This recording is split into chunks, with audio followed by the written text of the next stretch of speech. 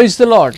परमेश्वर की स्तुति हो। Shalom. Shalom. I greet you all in the matchless name of Lord and Savior Jesus Christ. मैं परमेश्वर के मधुर और मीठे नाम में आप सबका स्वागत करता हूँ। Once again, I'm very much glad to come in front of you all. और एक बार से फिर मैं बहुत ही खुश हूँ आप सबके सामने आकर With this program, इस कार्यक्रम के साथ Learn Hebrew. Learn Hebrew. I give all glory and honor और मैं सारी आदर और सारी महिमा for our Almighty God, हमारे महान परमेश्वर को देता हूँ, who is faithful in my life, और जो कि मेरे जीवन में विश्वास योग्य रहा come to you all with this program. कि मैं आप सबके सामने आ सकूं इस कार्यक्रम के साथ। And also, I give thanks for all the viewers और मैं सभी दर्शकों को धन्यवाद देता हूँ for your love आपके प्रेम के लिए, in watching this program इस कार्यक्रम को देखने के लिए and learning this biblical language, which is the Hebrew language. और बाइबल की इस भाषा को सीखने के लिए जो कि है इब्रानी भाषा। And also, I thank for the viewers who watch this program in YouTube और धन्यवाद करता हूँ उन सभी दर्शकों का जो इस कार्यक्रम को YouTube के द्वारा देखते and हैं even giving me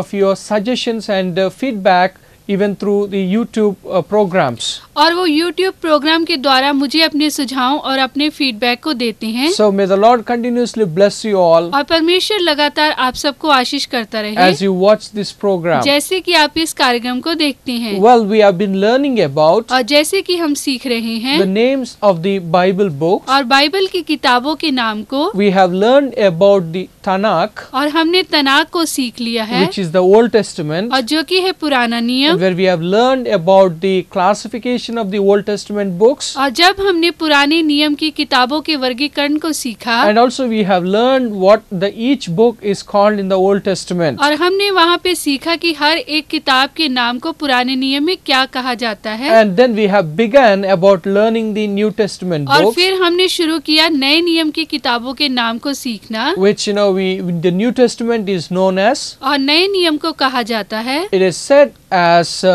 Ha Berit Ha Kadosh. और उसे कहते हैं हा वेरिट हा खदोश, Ha Berit, हा Beirut, which means the covenant, और जिसका अर्थ है कि वाचा, and Ha Kadosh, और हा खदोश, which means new. और जिसका अर्थ है कि नया। So when we put this together, और जब हम इसे एक साथ बोलते हैं Ha Berit Ha Kadosh, हा वेरिट हा खदोश, which means और जिसका अर्थ है it is about the new covenant, और एक नई वाचा। which is again the word covenant. और फिर से मैं कहता हूँ कि ये जो शब्द है वाचा, It is an agreement, और ये है एक agreement, or it is known as a testament. और ये है एक जो testament. Now when I say of this, और जब मैं इस तरह कहता हूँ, it's the Old Testament और ये है पुराना नियम and the New Testament. और नया नियम। And we can understand that we have of two testaments. और हम जान सकते हैं कि हमारे पास दो जो नियम हैं। When you read book of Hebrews और जब आप इब्रानियों की किताब को पढ़ते हैं in chapter 8 और उसका अध्याय 8 in verse 7, और उसका वचन जो 7, there we see that और वहाँ पे हम देखते हैं the first covenant और जो पहली वाचा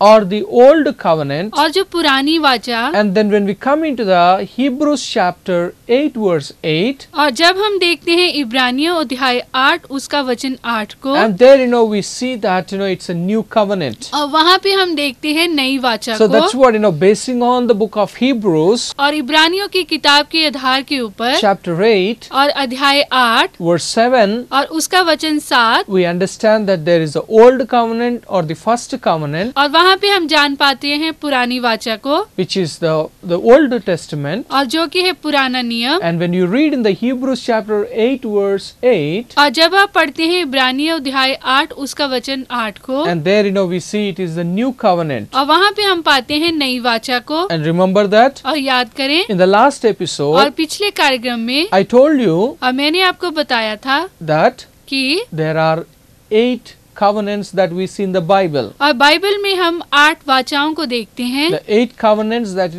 we see, that which is to say among these 8, 4 covenants are very important in understanding the plan of God. और परमेश्वर की योजना को समझने के लिए इन 8 वाचाओं में से जो 4 वाचाएं हैं वो बहुत ही महत्वपूर्ण हैं। And I believe that you know what are the names of those 8 covenants. और मैं आशा करता हूँ कि आप जानते होंगे उन 8 वाचाओं के नाम को। It's an Adamic covenant. और वो है अदन की वाचा, It's an Adamic covenant. और वो है आदम की वाचा, And then we have seen it's the Noahic covenant. और फिर नूह की वाचा, And then we have seen about the Abrahamic covenant. covenant, और फिर हम देखते हैं अब्राहम की वाचा, and then we have seen about the Mosaic covenant, और फिर मूसा की वाचा, and then we see about the Palestinian covenant, और फिर हम फिलिस्तीन की वाचा को देखते हैं, and then the Palestinian covenant, and then we see about the Davidic covenant, और फिर दाऊद की वाचा, and the last covenant, which is the new covenant. और जो अंतिम वाचा है वो है नई वाचा। And when I say about all these covenants, और जब मैं इन सारी वाचाओं को कहता हूँ, and among these 8 covenants, as I said, the 4 covenants are very important to the people of Israel.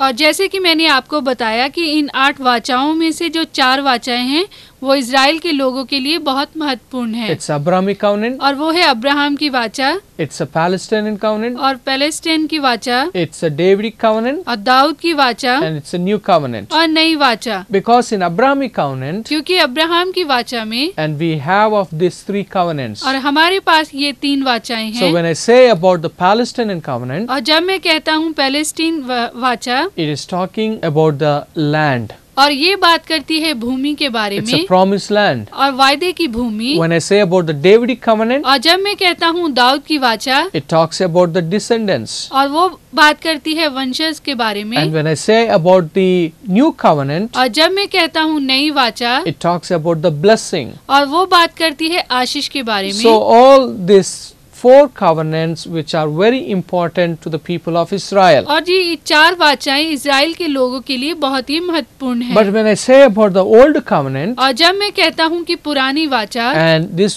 old covenant is connected with the Mosaic covenant. और ये जो पुरानी वाचा है वो मूसा की जो वाचा से जुड़ी हुई है। And when I say the Mosaic covenant, और जब मैं कहता हूँ कि मूसा की वाचा, it is a covenant which is dependent on condition. और ये ऐसी वाचा है जो कि कंडीशन या फिर आदेशों के ऊपर आधारित है। So it is known as a conditional covenant. और उसे हम जो नियमों पे आधारित वाचा कहते हैं। But whereas coming to this new covenant, और जब हम इस नई वाचा में आते हैं, where God is making a covenant with the people of Israel and with the people of Judah. और जो परमेश्वर इज़राइल के लोगों से और यहूदा के लोगों से एक वाचा को बांधता So है, that is called as और उसे कहते हैं a New Testament. नई वाचा। I believe that now you are able to say what is the old covenant and what is the new covenant. और मैं आशा करता हूँ कि अब आप जान गए होंगे कि नई वाचा और पुरानी वाचा क्या है। So old covenant, which is the Old Testament, और जो पुरानी वाचा जो कि पुराना नियम, which God made to the people of Israel. और जो कि परमेश्वर ने इज़राइल के लोगों से बनाए। And whereas when you come to the new covenant, और जब हम नई वाचा में आते हैं, when you read the Hebrews chapter 8, और जब आप पढ़ते हैं इब्रानी अध्याय 8 को, in verse 8, और उसका वचन 8 में, that God made a new covenant with the people of Israel and with the people of Judah. और वहाँ पे हम देखते हैं कि परमेश्वर ने इज़राइल के लोगों से और यहूदा के लोगों से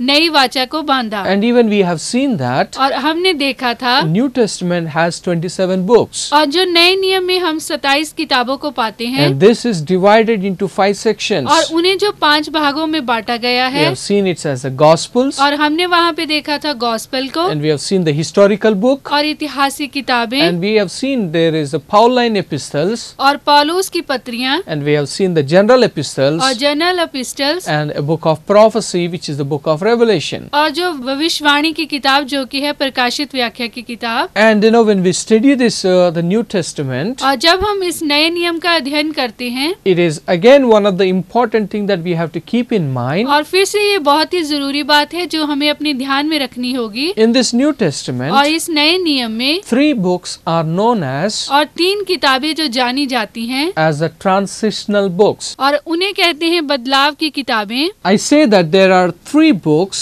और मैंने आपको बताया कि 3 किताबें which are known as the transitional books. और उन्हें कहा जाता है बदलाव की किताबें। It's number 1, और जो नंबर 1 it's Matthew, और वो है कि मत्ती, and number 2, और number 2 it's a book of Acts, और वो है प्रेरितों के कार्य, and number 3 और number 3 is a book of Hebrews. और ये है इब्रानियों की किताब। So these 3 books are known as a transitional books. और इन 3 किताबों को जाना जाता है बदलाव के नाम से। So when I say Matthew, और जब मैं कहता हूँ कि Matthew, it says about Old Testament is over and New Testament begins. और ये हमें बताता है कि पुराना नियम खत्म हो गया और नया नियम शुरू है। And when I say Acts, और जब मैं कहता हूँ प्रेरितों के कार्य, it talks about Israel और ये बात करता है कि इस्राएल God kept them aside और परमेश्वर ने उसे एक तरफ रखा and God took the church who are the Gentiles.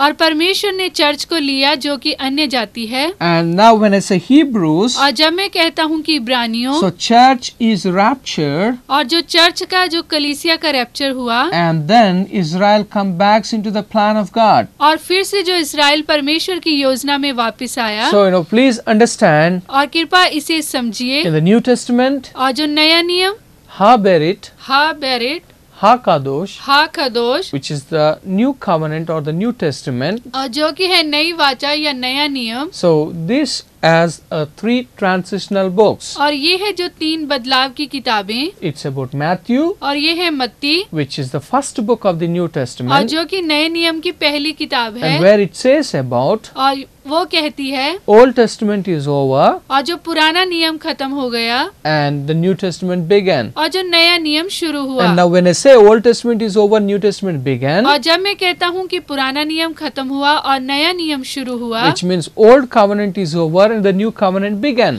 और वहाँ पे हम कहते हैं कि जो पुरानी वाचा है वो खत्म हो चुकी है, जो नई वाचा है वो शुरू है। And this new covenant God had made with the people of Israel and with the people of Judah. और ये जो नई वाचा है वो परमेश्वर ने इज़राइल के लोगों से और यहूदा के लोगों से बांधी है, Because क्योंकि there we see there is a 400 years which is called as intertestamental period. और ये जो 400 साल है इसे कहते हैं इंटर टेस्टिमेंटल पीरियड। This 400 years और ये जो 400 साल हैं is known as और उसे कहा जाता है intertestamental period, intertestamental period, which is where God, he did not send any prophet nor God sent angel to communicate with the humankind. और वहाँ पे परमेश्वर ने किसी भी नबी को या किसी भी दूत को नहीं भेजा लोगों से बातचीत के लिए। But after 400 years, और फिर 400 साल के बाद में, and we see God sent Gabriel to talk with Zechariah, और फिर जो परमेश्वर ने गैब्रियल को भेजा ताकि वो जकरिया से बातचीत कर सके regarding the birth of our Lord, regarding the birth of John the Baptist. और यूहन्ना के जो जन्म के बारे में। So it took again a revelation started. God communicated with the humankind. और फिर से जो प्रकाश शुरू हुआ और परमेश्वर ने लोगों से बातचीत करना शुरू किया। And then the book of Acts, और फिर हम देखते हैं कि प्रेरितों के कार्य की किताब, it's like Israel और यहाँ पे जो इज़राइल rejected और उसका जो इनकार कर दिया गया Jesus Christ, Yeshu Masih, because a time was given to them up to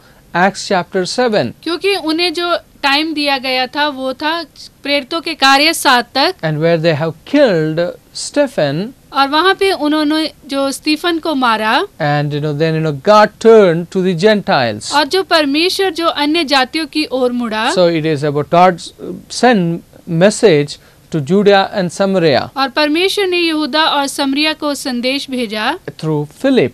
और फिलिप के द्वारा। In the Acts chapter 8, और हम देखते हैं कि प्रेरितों के कार्य 8 में, there the message was given to the Judah and Samaria through Philip. और फिलिप के द्वारा जो यहूदिया को और समरिया को संदेश दिया गया। And then in the Acts chapter 9, Paul got saved. और अध्याय 8 में हम देखते हैं कि पौल का बचाव हुआ। Acts chapter 9, और जो प्रेरितों के कार्य 9 में Paul got saved. और जो पालूस था वो बचाया गया। And in Acts chapter 10, और जो प्रेरितों के कार्य अध्याय 10 में we see about Cornelius got saved. और कर्नेलियस को जो बचाया गया। So chapter 7, we see that Israel, God, they rejected Savior or Messiah. और परमेश्वर हम देखते हैं कि प्रेरितों के कार्य 7 में जो परमेश्वर ने इज़राइल का इनकार किया, Because they have rejected Messiah. क्योंकि उन्होंने जो मसीहा का इनकार किया था। And then we see God have to choose the Gentiles, and so it's a church began. और वहाँ पे हम देखते हैं कि परमेश्वर ने अन्य जातियों को चुना और कलीसिया का आरंभ हुआ। And then Hebrews. और फिर हम देखते हैं इब्रानियों। So church is raptured. और जो चर्च रैप्चर हुआ। And then again Israel comes into the plan of God. और फिर से जो इज़राइल परमेश्वर की योजना में आया। So when I say that, और जब मैं इस तरह कहता हूँ, in Matthew to John, मत्ती से यूहन्ना तक, which is about Old Testament over New Testament began. और जो पुराना नियम खत्म हुआ और नया नियम शुरू हुआ। And when I say about Acts chapter 8 on, और जब मैं कहता हूँ प्रेरितों के कार्य अध्याय 8 till Philemon, और फिलेमोन तक, we see about all the things which is discussing about church or the church age. और सारी बातें जो अध्ययन होती है चर्च के बारे में. And when I say about Hebrews और जब मैं कहता हूँ कि इब्रानियों till Revelation, और प्रकाशित व्याख्या तक, it describes about Israel. और जो वो बात करती है इजराइल के बारे में. Are you with me? और क्या आप मेरे साथ हैं? Are you getting? और क्या आप मुझे समझ पा रहे We are हैं? learning about Ha Beret Ha Kadosh, और हम यहाँ पे सीख रहे हैं हा बेरेट हा खदोश which को, is about the New Testament. और जो कि है नया नियम. In the New Testament, which are 3 transitional books, और जो नए नियम में हम 3 बदलाव की किताबों को देखते हैं. which is about New Testament began, और यहाँ पे जो नया नियम शुरू हुआ Matthew says, और मत्ती कहता है, and Acts says, और जो प्रेरितों के कार्य कहता है, the church began. और कलीसिया का आरंभ हुआ. Hebrew says, इब्रानिया कहता है, again Israel came into the plan of God. और फिर से जो इजराइल आया परमेश्वर की योजना में. So no, that's what we see when I say Matthew to John. और जब मैं कहता है मत्ती से यूहन्ना तक, It talks about और ये बात करता है a New Testament began. नए नियम जो शुरू हुआ. When I say Acts chapter 8 और जब मैं कहता हूँ कि प्रेरितों के कार्य अध्याय 8 till Philemon, और जो फिलमोन तक, so whatever the books comes like Acts, Romans, Corinthians and Galatians, so all those books up to Philemon, it talks about the church. और जो प्रेरितों के कार्य से लेके फिलमोन तक वो जो बात करता है कलीसिया की. And then we see Hebrews to Revelation. और फिर हम देखते हैं जो इब्रानियों से लेके प्रकाशित व्याख्या तक, It talks about the Israel. और वो बात करता है इजराइल की. So that's what we are going to learn about what the each book name in the Hebrew language. और हम जो सीखने जा रहे हैं कि इब्रानी भाषा में हर एक किताब का नाम क्या है. In fact, वास्तव में New Testament नया नियम is written in Greek language, और उसे जो लिखा गया है यूनानी भाषा में, and that Greek is known as a Koine Greek. और जो यूनानी भाषा को कहते हैं कोहिने Greek. And the New Testament is written by 8 human authors. और जो नए नियम को 8 जो लेखकों के द्वारा लिखा गया है. And also New Testament is written within 50 years. और उसे जो 50 सालों में लिखा गया है. It's like Old Testament. और जो पुराना नियम, It took almost 1000 years. और उसे जो लिखने के लिए 1000 साल लगे. But whereas New Testament, और जब हम देखते हैं कि नया नियम, it took of 50 years. और उसे 50 साल लगे. Old Testament पुराना नियम is written by 32 human authors. और उसे लिखा गया 32 लेखकों के द्वारा. But whereas the New Testament और जबकि नया नियम is written by 8 human authors. और उसे लिखा गया 8 लेखकों के द्वारा. So are you ready to learn the names of this New Testament book's name? और क्या आप तैयार हैं इब्रानी भाषा में इन किताबों के नाम को सीखने के If लिए? you're ready, और यदि आप तैयार हैं, then we will go from Matthew to Revelation, what we call each book. और फिर हम देखेंगे मत्ती से लेकर प्रकाशित व्याख्या तक हर एक किताब को इब्रानी भाषा में क्या कहते हैं. The first book in the New Testament और जो नए नियम की पहली किताब,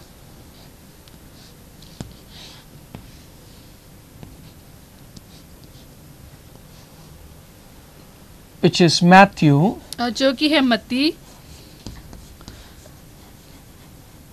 and the Matthew in the Hebrew language is known as, और इब्रानी भाषा में जो मैथ्यू को कहते हैं, it's like Mem, और ये है मेम, Pata, पाटा, and now it is we see about it's Tau, और यहाँ पे आप देख सकते हैं टाओ. but लेकिन it is Tau is coming to the point of what this dot is to say as a Dagesh forte. और जो इस बिंदु को हम कहते हैं डागेश फोटे. Remember that? और याद करें, We have seen that और हमने देखा था, this dot is known as Dagesh, और जो इस बिंदु को कहते हैं डागेश, and there is a Dagesh Lene और फिर है डागेश लेने and Dagesh forte. और डागेश फोटे. So we have learned that और हमने सीखा था this Dagesh forte occurs in all the letters of Hebrew. और जो डागेश लेने हैं वो इब्रानी भाषा के सारे अक्षरों में लगता है, Except और केवल in gutturals. गटलर को छोड़ के. So how many are there gutturals? और कितने गटलर्स हैं? There are 4 letters. और वहाँ पे जो 4 अक्षर हैं, It's Aleph, और वो है आलिफ, He, हे, Het, हेत, Ayin. आइन.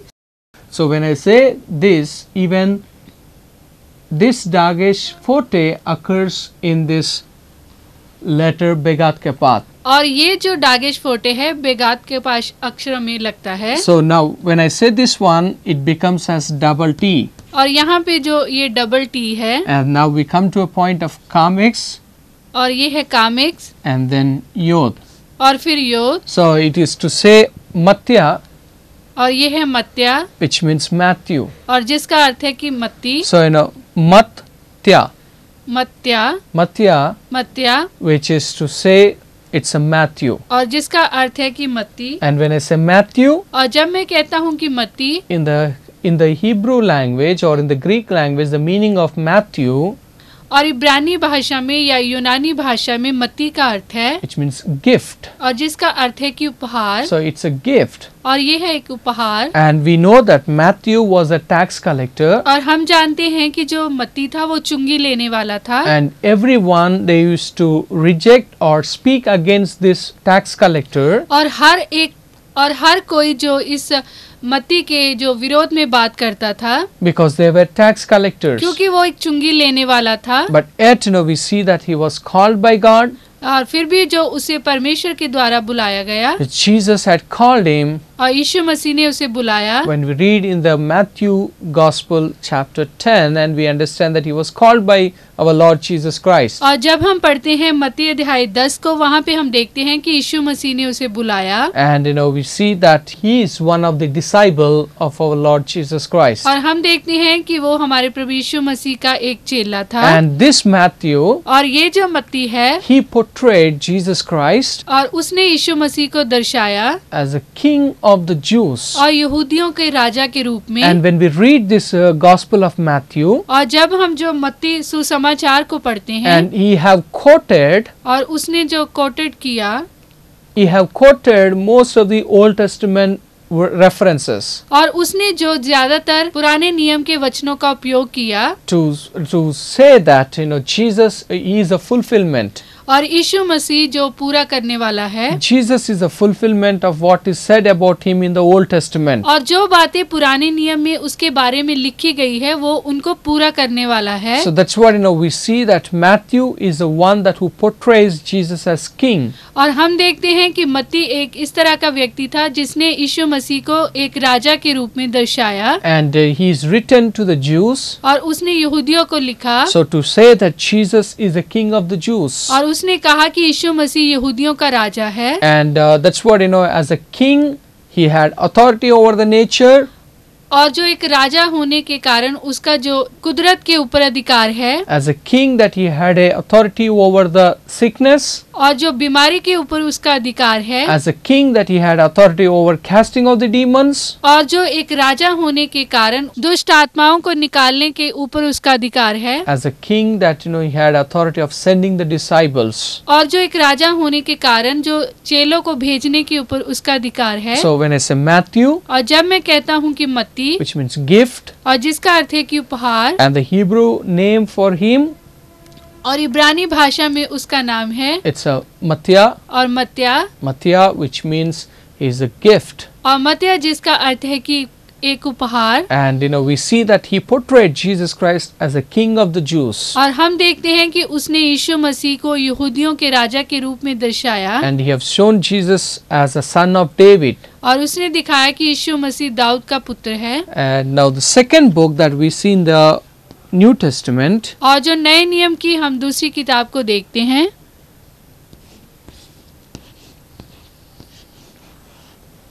which is about Mark.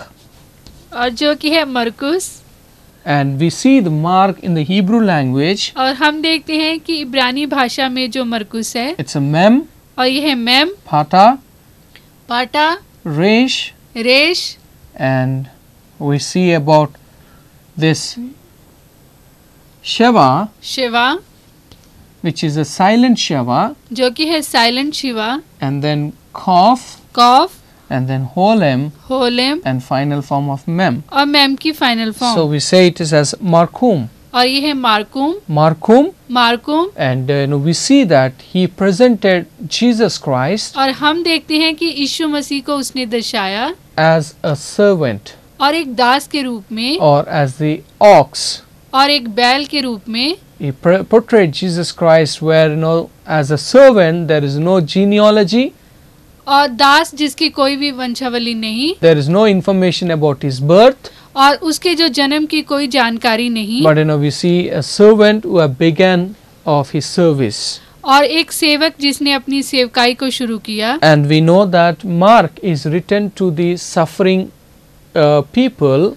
और मार्क ने लिखा कि खुदाई लोगों के लिए. He have written to the Roman soldiers or Roman people when they have accepted Jesus Christ and there were severe persecution. और जब रोमन के लोगों ने यीशु मसीह को अपनाया तो उनके जीवन में जो बहुत ही बड़ी पीड़ा थी. So to encourage them that, you know, he have written. और उन्हें उत्साहित करने के लिए उसने लिखा. So, you know, my dear viewers, और मेरे प्रिय दर्शकों, like this we'll be learning about the name of the book. और इस तरह से हम किताबों के नाम को सीखेंगे. And we will be learning about the importance of each book in the New Testament. और नए नियम की हर एक किताब की महत्ता को देखेंगे. I believe that today's episode was a blessing in your life. और मैं आशा करता हूँ कि आज का कार्यक्रम आपके लिए एक आशीष का कारण होगा. Continuously watch this program. और लगातार इस कार्यक्रम को देखते रहें. And keep us in your prayers. और अपनी प्रार्थना में हमें याद रखें. And if you have any suggestions and feedback, और यदि कोई भी सुझाव, कोई भी फीडबैक आपके पास हो, you can send to the number that you see on the screen. और स्क्रीन के ऊपर दिए गए नंबर पे आप हमें भेज सकते And हैं. you can talk to me directly if you have any doubt. और आप मेरे से बातचीत कर सकते हैं यदि आपको कोई भी शंका हो तो. So may the Lord be with you all continuously. परमेश्वर आपके साथ हो लगातार. Shalom. शालोम. Tau Tora. तौ तोड़ा.